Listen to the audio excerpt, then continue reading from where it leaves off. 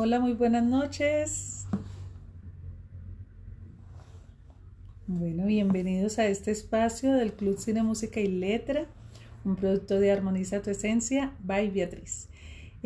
Hoy continuamos con la lectura de este libro de Viktor Frankl, una de las joyas de la literatura.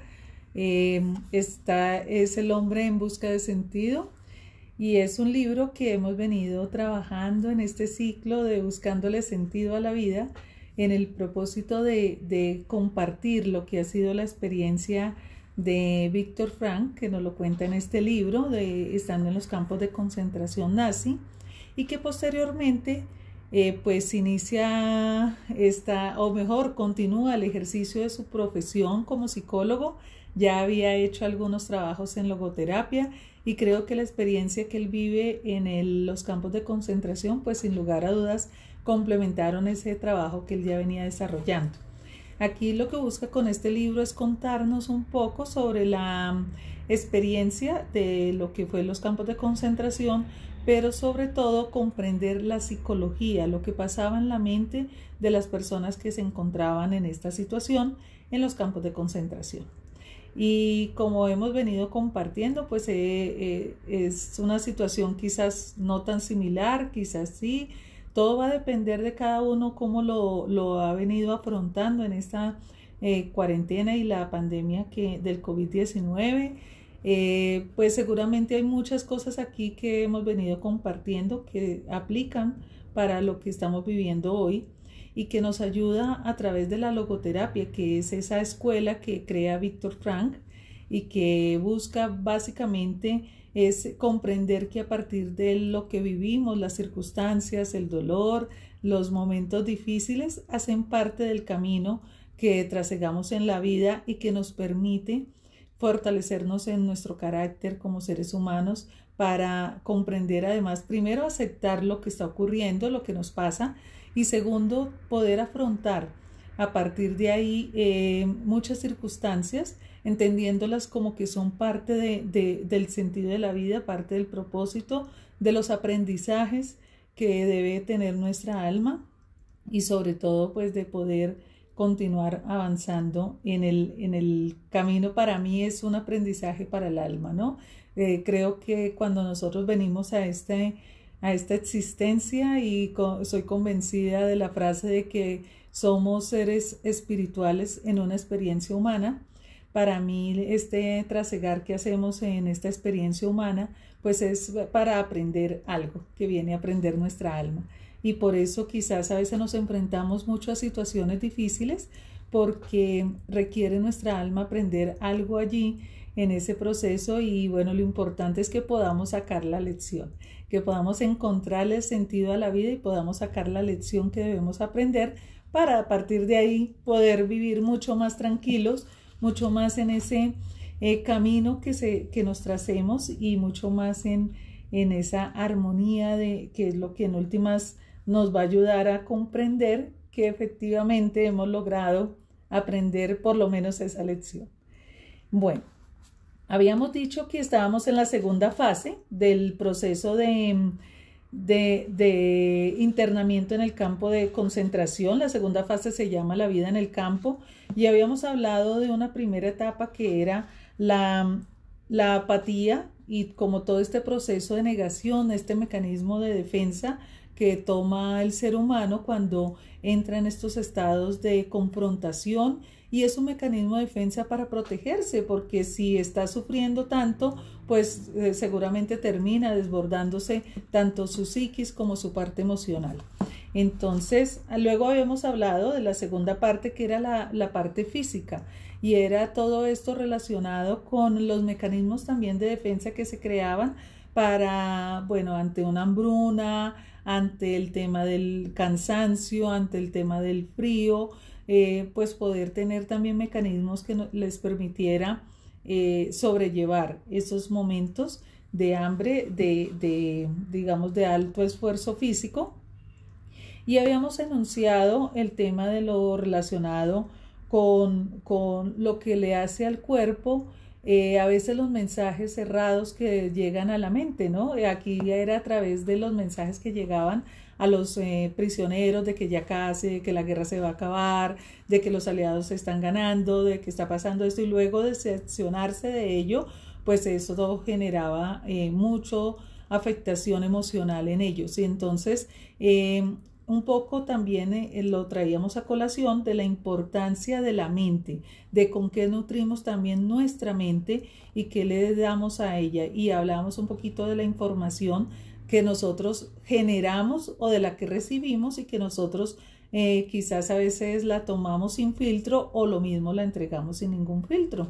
Y hablábamos de la importancia de transmitir cosas valiosas, también de recibir cosas valiosas. Si hay información que nos hace daño, pues para qué estar expuestos a ese tipo de información o a este tipo de personas que normalmente, bueno, las llamamos tóxicas y están, digamos, generando o tienen su armonía, su esencia alterada, si tienen su energía alterada, pues es mejor no estar alrededor de ellos si no quieren realmente transformar, porque terminamos nosotros yéndonos en el mismo camino. Entonces, habíamos hablado de eso, pero hoy vamos a hablar de otra parte que es la parte espiritual, y habíamos enunciado que ellos nos contaba aquí Víctor Frank, que cuando estaban en los campos de concentración, a veces de regreso, después de esas jornadas tan duras de trabajo, en todas estas condiciones tan infrahumanas en las que se encontraban, pues mientras iban en el camión se dedicaban a hacer la oración.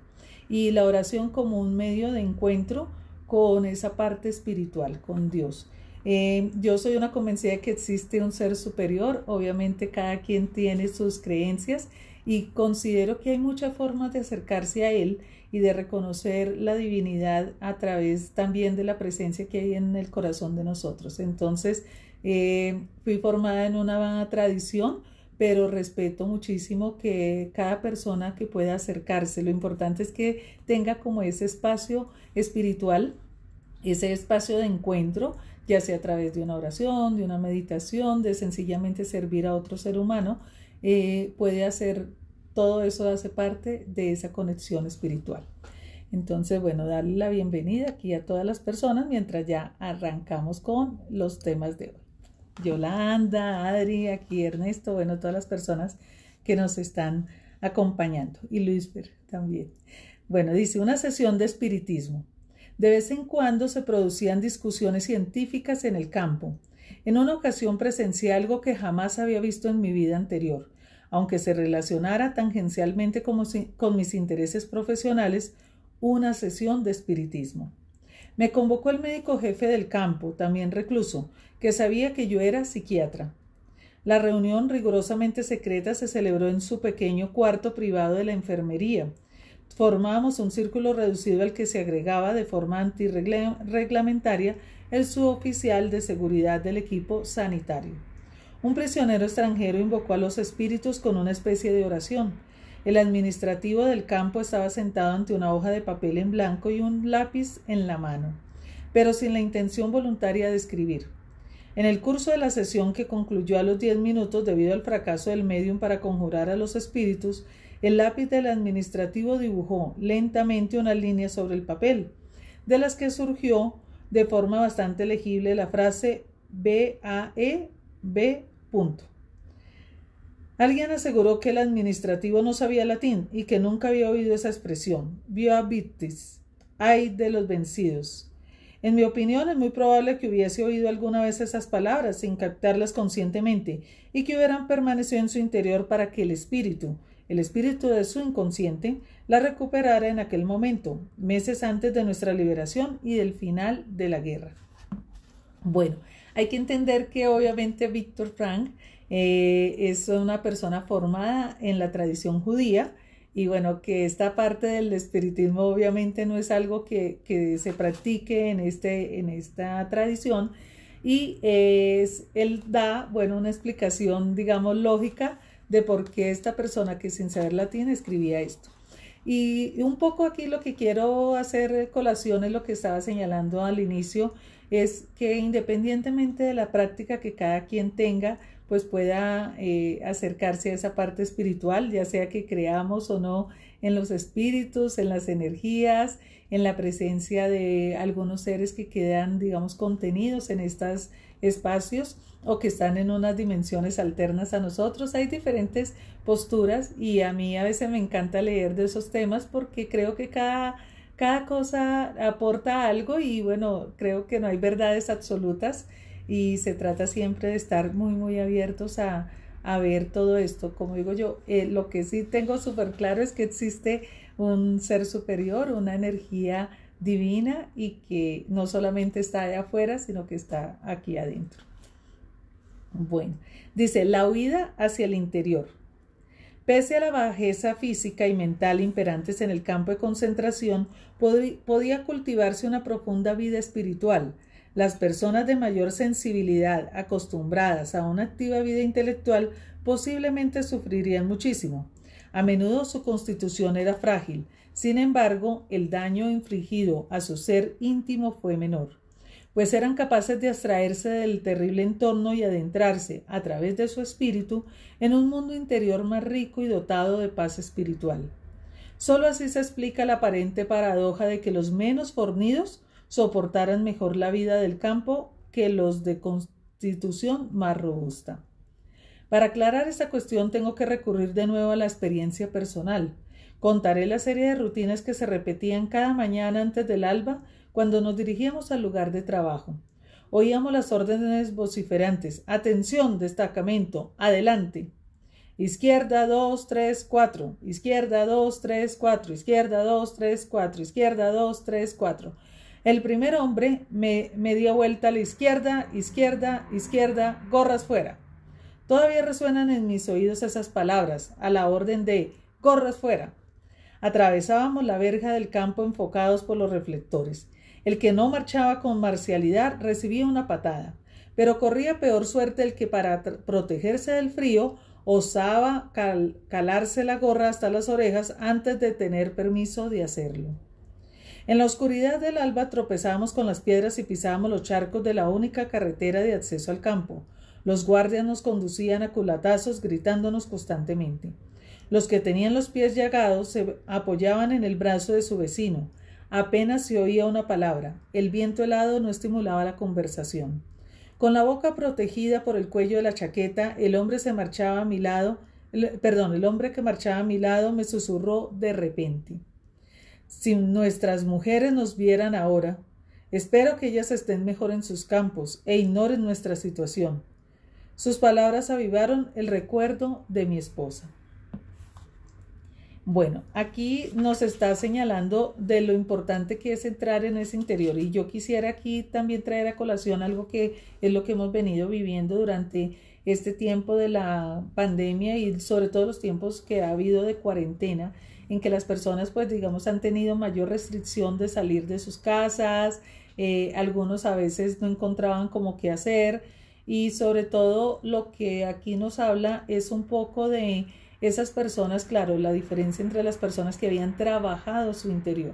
Yo diría que más que un trabajo intelectual, lo que hemos visto es la cordura que se puede tener en la medida que cada uno ya había venido haciendo un ejercicio de trabajo en su interior, de estar mucho más en paz, de estar mucho más sano emocional y espiritualmente. Mental, obviamente está combinado todo esto, y en la medida que una persona ha trabajado mucho más, pues puede sobrellevar esas situaciones tan difíciles, y esa es parte fundamental de por qué, digamos, a través de Armoniza tu Esencia yo promuevo algunos programas que buscan efectivamente eso, que vayamos trabajando cada vez más en poder estar en esa armonía. Significa que vamos a estar así siempre perfectos y como nos muestran siempre, así como el Dalai Lama pues allá sentados haciendo meditación. No, y no se trata de eso. Se trata de aprender a responder a las circunstancias y no a reaccionar. Cuando nosotros aprendemos a responder, aprendemos primero a aceptar lo que viene, reconocer lo que viene. Y aceptar no tiene que ver con resignarnos. Aceptar tiene que ver con poder observar de forma objetiva lo que está pasando. de la mejor forma, claro, emocionalmente nos puede generar alteraciones, nos podemos sentir conmovidos, tristes, alegres, con rabia, lo que sea, pero poder por lo menos vislumbrar la situación y a partir de aceptar esa situación, o sea, de esto es lo que está ocurriendo, esto me está produciendo rabia. O sea, no se trata de negar emociones, se trata de reconocerlas y decir, a mí cuando ocurre esta situación me da rabia. ¿Y por qué me da rabia? Ah, es que me pasa esto en mi interior, tengo una herida de infancia, que pasó esto y esto en mi casa y a mí esas situaciones me afectaban, me daban rabia, he tenido ira contenida o sencillamente es parte de mi esencia que de forma muy fácil me puede alterar. Lo importante es que cuando nosotros hacemos eso es aceptar, tiene que ver con eso, con reconocer lo que nos pasa, reconocer que estamos sintiendo adentro, de pronto ese vacío en el estómago o de pronto nos me dan ganas de llorar, o sea, reconocer qué es lo que está pasando, primero a nivel sensorial, a nivel emocional y luego poder, digamos, identificar realmente qué es lo que está tocando esa situación. A veces hay situaciones que nos producen llanto y nosotros decimos, es que me dan ganas de llorar, pero ¿por qué? ¿Qué es lo que hay realmente en el trasfondo de nuestra historia de vida, en nuestro inconsciente, que hace que esa situación nos conmueva, que hace que esa situación nos haga llorar, que hace que esa situación me dé rabia, que esa misma circunstancia quizás a otro le es indiferente? ¿Por qué? Porque quizás ese no tiene la misma herida que tengo yo. Entonces, eso hace que en la medida que yo logro reconocer, puedo mejor responder y trabajar en la respuesta que voy a dar a eso que estoy sintiendo, a eso que estoy pensando, a eso que me conmueve o que me genera toda esta situación. Pero si yo no me conozco, si yo no sé responder, lo que hago es reaccionar. Entonces me dicen algo y me pongo a llorar con un mar de lágrimas y lloro encerrado o lloro gritándole al otro o grito y golpeo y agredo o empiezo a decir que es que a mí porque siempre me pasa esto. Entonces eso es lo que es la diferencia entre reaccionar y responder. Cuando respondemos no es que dejemos de sentir, no es que sea la vida perfecta, sino que nosotros aprendemos, aquí creo que se congeló un poquito, bueno, no es que sea la vida perfecta, sino que aprendemos a reconocer por lo menos por qué me da rabia. O sea, ya sé que esto pasa esto y en la medida que yo pueda reconocerlo, pues puedo dialogar con la otra persona, puedo entender que debo calmar y esperar que se baje mi nivel de ansiedad, de estrés, de rabia, de melancolía, de lo que sea. Entonces, eso es lo que hace que, o decir, pues, pucha, ya sé que aquí he estado, que dijo esta persona, o esto que pasó con esta persona, o esto que acabo de ver, generó automáticamente que está tocando mi herida. Y entonces, pues lo puedo aceptar, lo puedo reconocer, lo puedo ver hasta que llegue un momento que ya no me duela tanto, ¿no? Esa es la idea. No que deje de sentir, pero que yo no responda, que responda y no reaccione. Pues esto es lo que nos está diciendo Víctor Frank aquí. Las personas, a veces la persona que está mucho más enfocada en su parte física, pues cuando se ve confrontado, quizás, bueno, podía hacer en teoría el ejercicio quizás más fácil en teoría la parte física, pero como está tan afectado emocionalmente, está encerrado, está coaccionado, pues puede entrar en procesos quizás mucho más de conflicto con su mente, porque la mente le está jugando una pasada, le está generando, le está diciendo no es posible que usted que es tan fuerte y se esté dejando tratar así y entonces puede haber una serie de reacciones que no son las mejores.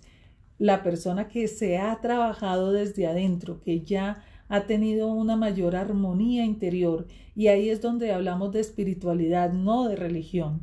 La persona que está más conectada con su espíritu, con su parte interna, puede responder mejor a esas circunstancias y no, digamos, generar, pues, obvio que va a sentir, obvio que, por ejemplo, lo que nos dice él aquí, es imposible no sentir estando en un estado de indefensión como lo que ocurría con los judíos en el campo de concentración, pero va a poder, digamos, su mente va a poder tener mejores formas de manejar la situación que el que no está preparado para ello. Entonces, esa es la importancia de por qué debemos nosotros trabajar, porque no solamente es por un campo de concentración, es por lo que nos pasa todos los días y a cada momento que suceden situaciones y nosotros estamos continuamente reaccionando, estamos alterados y a cambio de una persona que está mucho más tranquila, la vemos tranquila, bueno, porque no es que no sienta, sino porque sabe ya responder mejor a las circunstancias. Dice, cuando se ha perdido todo, caminábamos kilómetros a trompicones, resbalando en el hielo y sosteniéndonos mutuamente, sin decir nada, pero los dos sabíamos que cada uno pensaba en su mujer.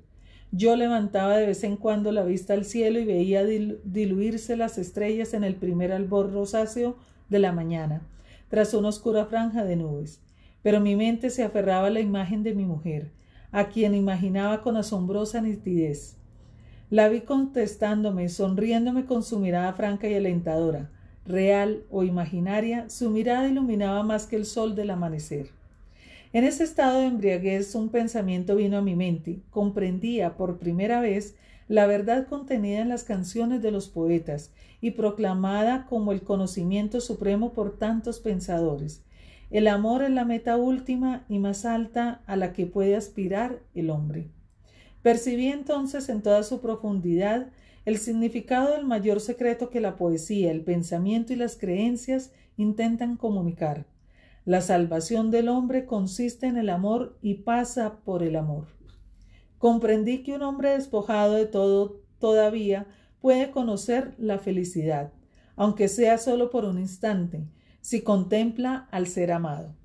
Incluso en un estado de desolación absoluta, cuando ya no cabe expresarse mediante una acción positiva, cuando el único logro posible consiste en soportar dignamente el sufrimiento, en tal situación el hombre es capaz de realizarse en la contemplación amorosa de la imagen de la persona amada.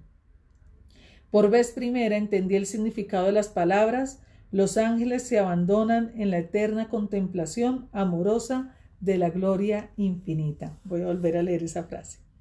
Los ángeles se abandonan en la eterna contemplación amorosa de la gloria infinita. Delante de mí un hombre tropezó y se desplomó, y sobre él cayeron los que iban detrás. Furioso el guardia se acercó y sacudió el látigo sobre los cuerpos esparcidos por el suelo. Este incidente distrajo mi pensamiento por unos segundos, pero enseguida mi alma encontró el camino para regresar a su mundo, y olvidándome de la vida en cautiverio seguí hablando con mi amada. Yo le preguntaba y ella contestaba. Luego ella preguntaba y yo respondía. ¡Alto! Habíamos llegado al lugar de trabajo. Nos precipitábamos en el interior de la oscura caseta en busca de una herramienta en buen estado. Cada prisionero se hizo con una piqueta y una pala. ¿No podéis daros más prisa, cerdos? Pronto reanudamos el trabajo en la zanja, allí donde lo habíamos dejado el día anterior. El suelo helado crujía con los golpes de las piquetas y saltaban chispas. Los hombres permanecían silenciosos, con el cerebro entumecido. Mi mente se aferraba aún a la imagen de mi mujer. De pronto me asaltó una inquietud. No sabía siquiera si seguía viva, pero estaba convencido de algo. El amor trasciende la persona física del ser amado y halla su sentido más profundo en el ser espiritual, el yo íntimo. Que esté o no presente esa persona, que siga viva o no, en cierto modo carece de importancia. Ignoraba si mi mujer vivía y no tenía medios para averiguarlo. A lo largo del cautiverio no tuvimos contacto postal con el exterior. Pero en aquel momento esa cuestión había dejado de inquietarme. No sentía necesidad de comprobarlo. Nada afectaba la fuerza de mi amor, a mis pensamientos y a la imagen de mi amada. Si entonces hubiera sabido que mi mujer estaba muerta, creo que, insensible a la noticia, habría seguido contemplando su imagen y hablando con ella con igual viveza y satisfacción. Ponme de sellos sobre tu corazón, pues fuerte es el amor como la muerte. Cantar de Cantares 8:6. Vuelvo y leo la frase. Ponme de sellos sobre tu corazón, pues fuerte es el amor como la muerte. Bueno, aquí sigue él diciendo de este encuentro y miren lo que es la mente, ¿no? Lo que él está señalándonos. A veces no se trata, y eso hace parte de esa comprensión espiritual, no se trata solo de tener la persona físicamente. Claro que extrañamos a las personas que parten, pero lo más importante es poder tener vivo esa presencia de esos seres amados en el corazón. Entonces, lo que nos está diciendo es, y en ese momento que él, qué tal que hubiera fallecido él, pues igual de nada como que le serviría saber que su esposa también había fallecido. Lo importante era en ese momento sentir la presencia de ese ser amado en esos momentos tan difíciles. Y como ustedes están viendo, él aquí está señalando además otra cosa, que el tener la mente en esos momentos, en esa contemplación, conectado con el amor, lo está confrontando con la parte divina. Y bueno, quienes ya vieron el Club Cine, Música y Letra, la sesión que yo les mandé el jueves pasado, es un video con las palabras de Roberto Benigni, por eso hago tanto el símil de esa película de La vida es bella con este libro, porque si usted, aparte, bueno, de que hablan de la misma Segunda Guerra Mundial y de todo esto de los campos de concentración, pero si ustedes ven en el discurso de Roberto Benigni, dice, al fin y al cabo todo se trata del amor, porque esa es la parte fundamental. Primero, el amor por nosotros mismos. Cuando nosotros nos amamos, podemos tener más fortaleza personal. Cuando amamos a otros seres, podemos tener también fe, amor y buscar lo mejor también para esos otros seres amados. Pero cuando tenemos también amor a la divinidad, a ese Dios supremo, pues también tenemos una fe que no es inquebrantable y que nos permite, incluso si falla cualquiera de los otros dos amores, poder siempre tener ese sostenimiento en ese Dios. Entonces, por eso incluso me encanta la frase, y Roberto Benigni lo dice en su discurso, al fin y al cabo todo se trata del amor. Y bueno, y aquí nos lo está contando también Víctor Frank. Espero que se hayan visto el video, si no, busquen el correo que les envié el jueves pasado, del Club Cine, Música y Letra, donde se llama El genio de Benigni, está en el asunto, dice El genio de Benigni, porque me encanta, porque es un hombre genio, es un hombre genial. Meditaciones en la zanja. La intensificación de la vida interior protegía al prisionero del vacío, la desolación y la pobreza espiritual de la vida del campo, devolviéndolo a su vida anterior. Al dejar libre la imaginación, ésta se solazaba en hechos del pasado, aunque no en los más valiosos. Al contrario, se recreaba con ternura en pequeños sucesos, en cosas insignificantes. La nostalgia los transfiguraba y adquirían un matiz especial. El mundo al que pertenecían parecía muy distante y, no obstante, el alma se refugiaba en ellos con añoranza. Yo me veía tomando el autobús, abriendo la puerta de mi apartamento, contestando el teléfono, encendiendo las luces. Nuestros pensamientos a menudo se concentraban en esos detalles insignificantes, con tanta intensidad que casi nos hacían llorar. A medida que se intensificaba la vida interior de algunos reclusos, apreciábamos también la belleza del arte y de la naturaleza con una emoción desconocida. Bajo su influencia olvidábamos a veces las terribles condiciones de nuestro entorno. Si en el trayecto de Auschwitz a un campo de Baviera alguien hubiera visto, asomados a los ventanocos de los vagones del tren, nuestros rostros radiantes al contemplar las cimas de la montaña de Salzburgo, refulgentes por la puesta del sol, no habría creído que fuésemos hombres que habían perdido toda esperanza de vida y libertad. A pesar de ello, o tal vez precisamente por ello, nos maravillaba la belleza de la naturaleza, de la que nos privó tanto tiempo el cautiverio. Incluso sucedía que en pleno trabajo un prisionero atraía la atención de su compañero, señalándole un resplandeciente crepúsculo tras las altas copas de los bosques bávaros, como en la famosa acuarela de Durero. En los mismos bosques donde construíamos un enorme almacén secreto de munición. Una tarde, de vuelta en los barracones, ya tumbados en el suelo, por el cansancio, con el cuenco de sopa entre las manos, entró de pronto un compañero que nos urgía a salir a contemplar una maravillosa puesta de sol. Allí, de pie, vimos hacia el oeste un cielo plagado de nubes que variaban de forma y color, del azul acero al rojo bermellón. Esa luminosidad contrastaba con la hiriente desolación grisácea de los barracones y del suelo fangoso cuyos charcos reflejaban aún el resplandor del cielo. Luego, tras unos minutos de silenciosa emoción, un prisionero dijo: «Qué hermoso podría ser el mundo».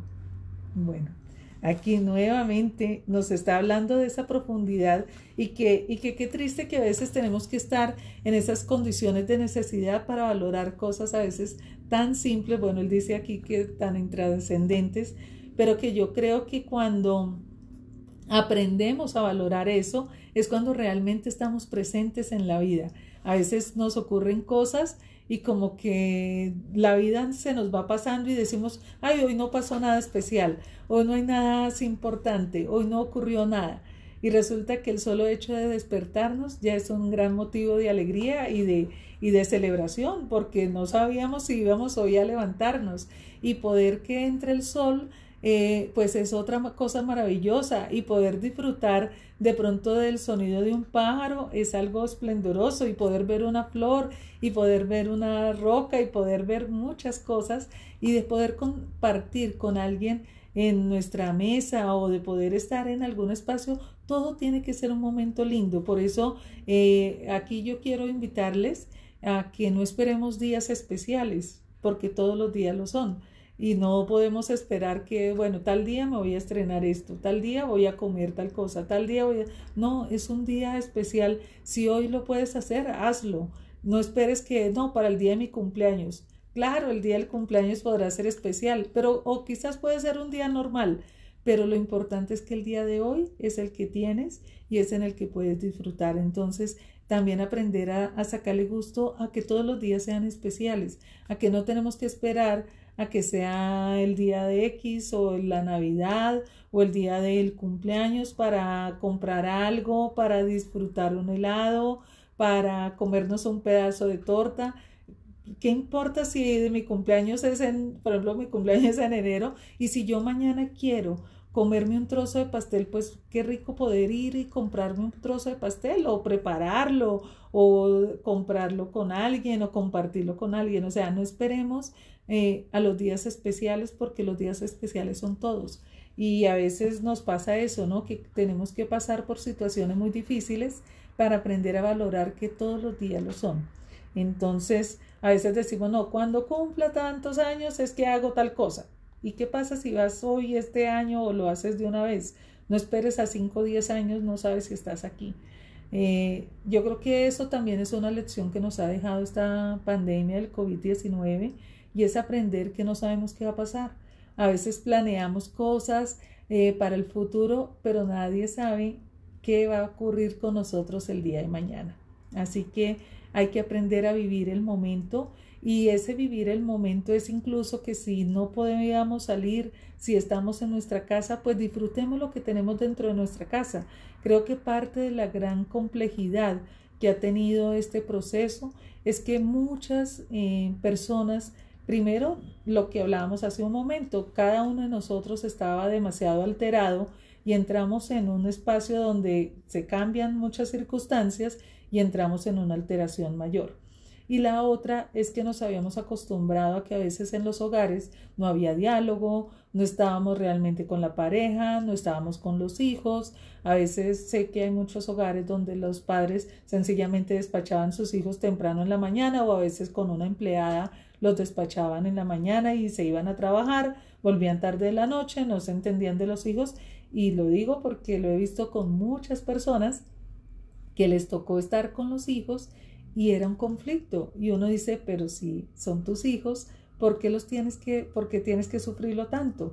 Quizás porque te habías acostumbrado a otra dinámica y no a ser padre ni madre. Quizás porque te habías acostumbrado a otra dinámica y a no reconocer a ese ser humano que está en tu casa, incluso no reconocerte a ti mismo. Entonces, gran parte de las dificultades que hemos vivido y de un poco de la activación que ha habido en los temas mentales en este tiempo, pues tiene que ver con eso, con que no hemos trabajado en nosotros. La solución: trabajar desde ya, y seguir trabajando los que ya lo están haciendo, bueno, seguir trabajando en sí mismos, reconociendo cuáles son sus capacidades, sus valores, aprendiendo a aceptar las circunstancias y aprendiendo a sanar esa historia de vida que nos duele tanto y que obviamente hay días que nos duele mucho más que otros, pero que hay que aprender a ir sanando.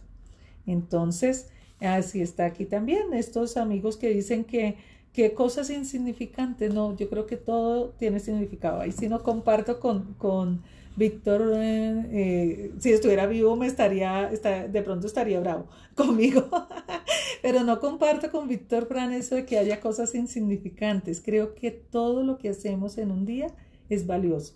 Incluso lo que él dice de encender la luz. ¿A cuánto nos ha pasado que se nos va la luz?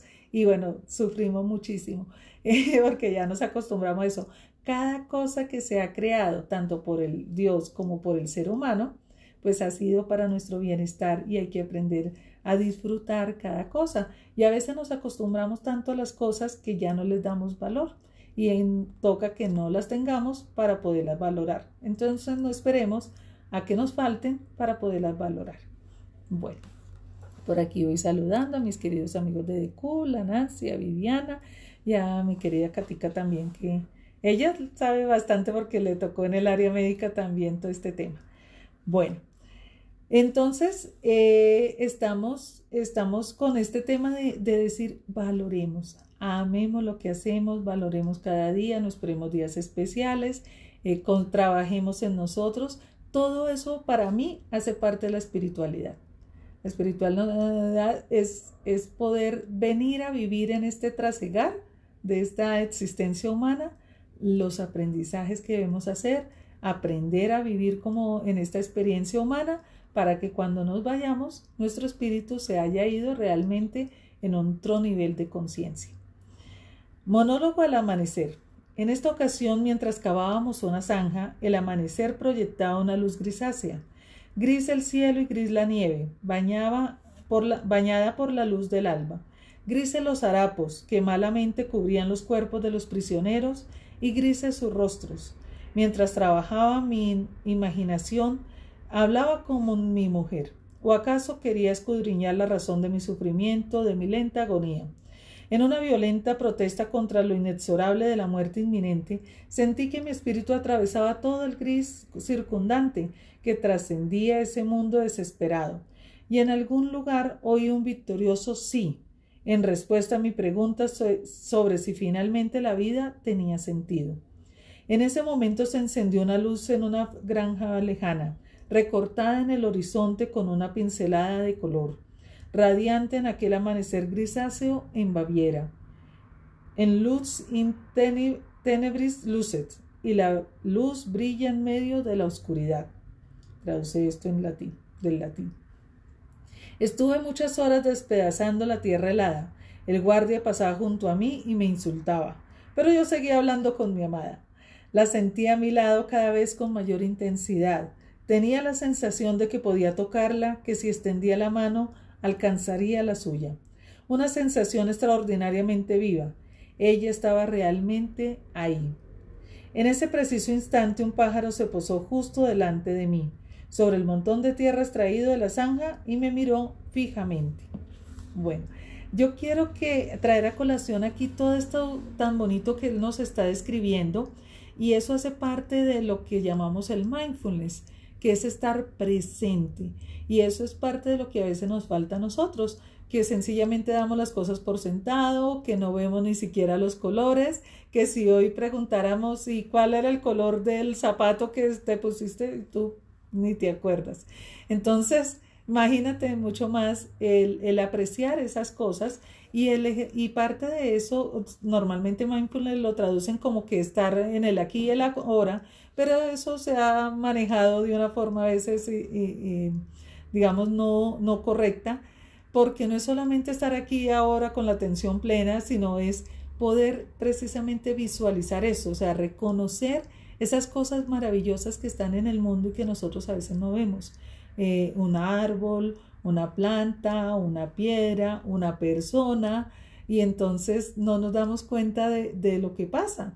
de los sentimientos de la otra persona, de lo que le está ocurriendo, y perdemos esa capacidad de observar. Miren lo lindo que aquí nos viene describiendo el color.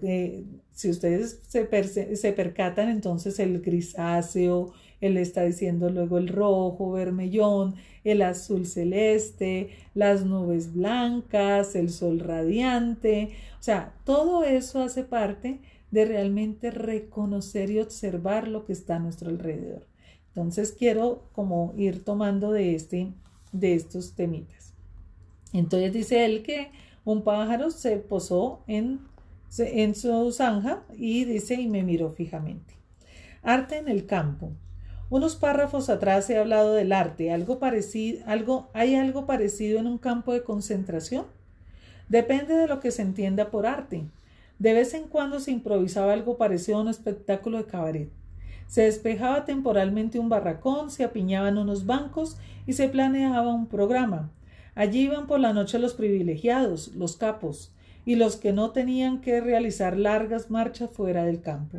Se reían, lloraban, alborotaban un poco, cantaban, recitaban poemas, contaban chistes que satirizaban la vida del campo con la exclusiva finalidad de ayudar a olvidar, y lo conseguían.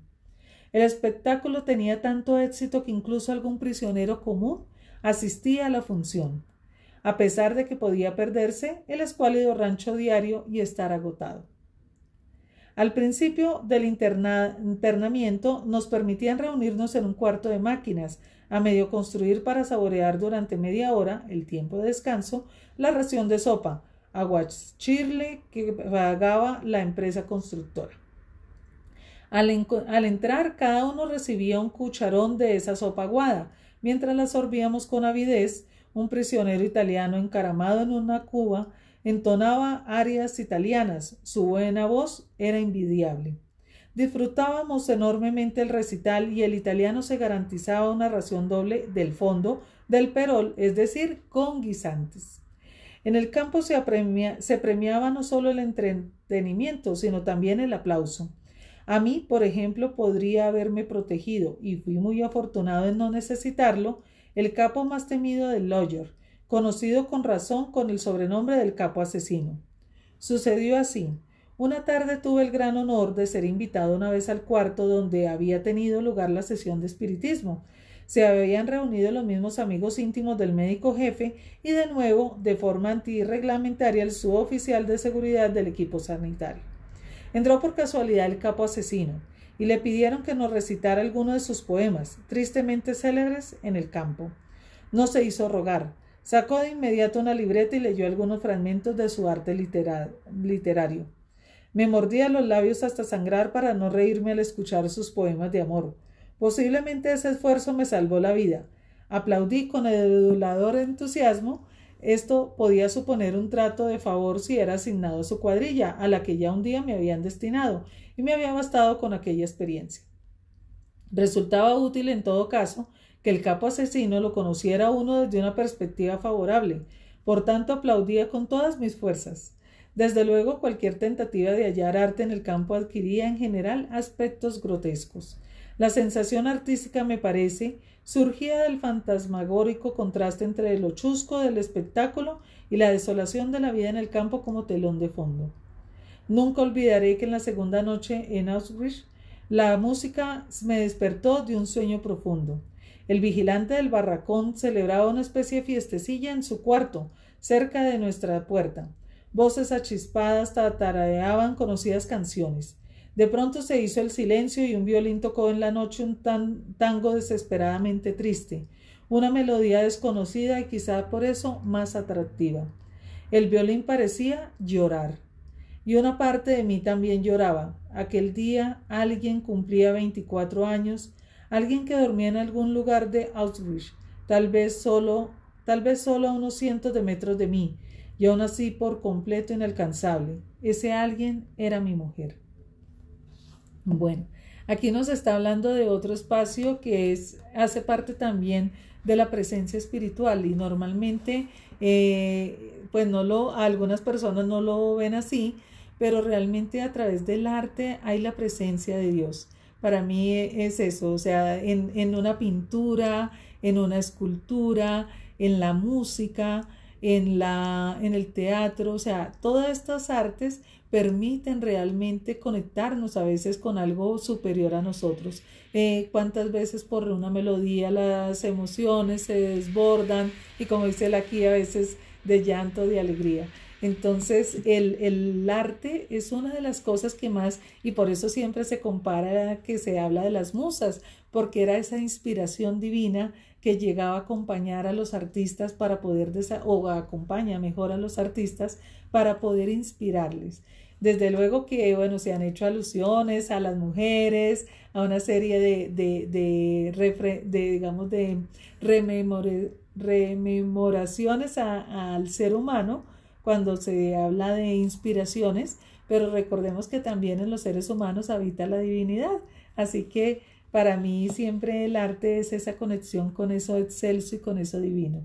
Quienes de pronto vieron ya el video, yo ahí traté de ponerles mucho la banda sonora de fondo, la banda sonora de la película La vida es bella, y si tienen la oportunidad, aunque se las voy a compartir el próximo jueves, voy a compartirles esa información, esa música, porque a mí en lo personal me transporta, realmente me genera muchas emociones, algunas dependiendo, ¿no? De alegría, a veces de llanto, de melancolía, a veces lloro solamente por escucharla, y bueno, ahí me desahogo a veces no logro como entender muy bien qué hay ahí. Yo creo que es algo como en el inconsciente que hay de otra vida pasada, que de pronto fui artista, yo creo que hice parte de una orquesta sinfónica o filarmónica, pero esa música me transporta, y a cada quien seguramente tiene algunas melodías que son sus favoritas.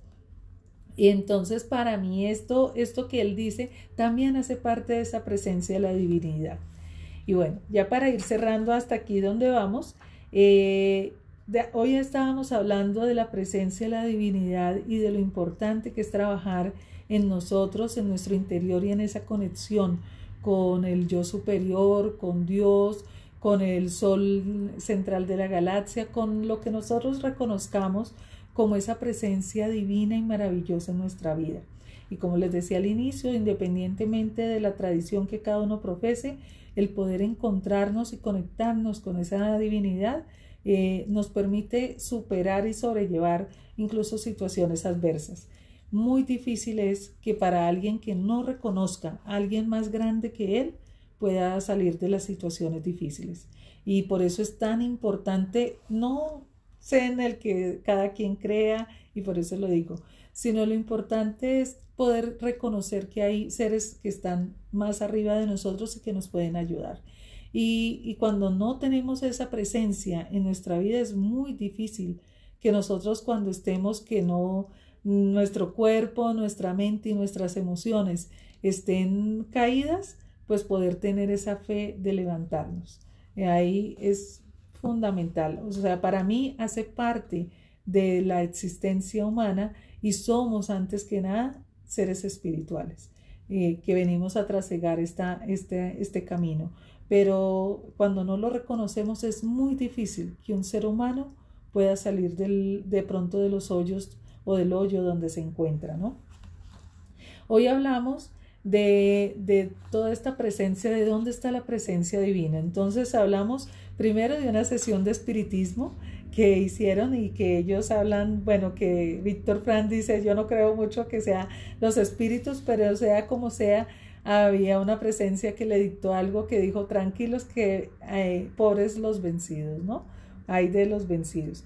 Luego habló de la importancia de conectarnos con nuestro parte interior, y aunque él no lo reconoce aquí, porque recuerden que él tiene una formación y una tradición judía, y no es tan propio digamos, de estas tradiciones el hablar de la divinidad dentro de nosotros. Eso lo traduzco yo, esa parte de decir que es esa divinidad la que está con nosotros, y que esto también es otra forma de conectarnos con esa parte espiritual. Cuando se ha perdido todo, nos hablaba de la importancia de recordar a su pareja y de encontrar también la divinidad en el amor, en ese ser amado y en el amor a todo, ¿no? Luego nos habla del paisaje, de todas las circunstancias que a pesar de la adversidad podía reconocer. Y en todo eso está presente esa parte espiritual y esa parte divina. Y luego nos hablaba de esta parte del arte, que también pues se puede considerar presencia divina en esta existencia. Entonces, hoy hemos hablado de la divinidad, de la importancia de reconocerlo en nuestras vidas, en últimas, como decía, al fin y al cabo todo se trata del amor, como las palabras de Roberto Benigni en la recepción de los premios Oscar. Y espero que si no lo han visto, bueno, vayan al correo que les compartí el jueves pasado, El genio de Benigni, donde les compartía el discurso y un pequeño aprendizaje de mi parte sobre ese discurso que para mí es sencillamente maravilloso. A veces creo que por tanto humor que él le pone a su arte, a veces tendemos a perdernos en la profundidad de los mensajes, pero creo que La vida es bella lo logra, mostrarnos ese hombre tan lleno de genio, porque igual es una capacidad histriónica también la que nos muestran de Guido, de tener esa chispa, esa agilidad mental, de poder ingeniarse respuestas a cada circunstancia, y ahí hablamos de las respuestas. Y si ustedes ven la película se van a dar cuenta de la importancia de responder y no de reaccionar. Hay cosas que quizás nosotros decimos, no, yo me habría enojado, habría hecho esto, pero él sencillamente su respuesta es a través del humor. Entonces de esa forma pues logra zanjar muchas situaciones e incluso conquistar el amor de Dora, y con quien pues se establece su hogar, y bueno, que finalmente llegan a este espacio en los campos de concentración. Ellos están en un campo italiano y allí, bueno, se sucede el resto de las situaciones que ya conocemos de la película. Entonces, bueno, hoy los dejo con este mensaje de la espiritualidad y el amor. A trabajar en ello, y nos vemos mañana a las 9 de la noche, como todos estos días, bueno, casi todos. Nos vemos mañana a las 9 de la noche, hora de Colombia, para continuar con la lectura de este libro maravilloso, El hombre en busca de sentido. Hasta mañana.